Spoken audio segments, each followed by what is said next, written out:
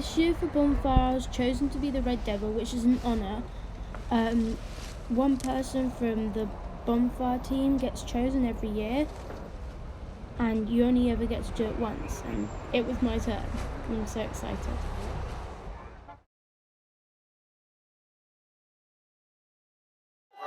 This is Sean Williams. She's 17 years old and has lived in for 15 years, and she's been helping with the Bonfire for 13 years, so she started as a very, very young girl. She attended the local village school, then primary school, and now she's studying animal care. And Sean, hold on tight, your dad sends his love, and as you know, he's looking after Grandma, and he thinks you're the bravest little girl in the world. So well done, Sean. A great honour to be asked to be Red Devil. Yes. She's one of 3 ladies on the Bonfire this year.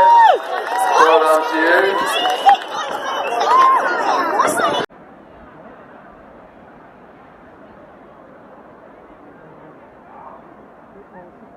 Now, Julian's mum's out here watching her at lunchtime today. She's FaceTimed her sister in Swanage.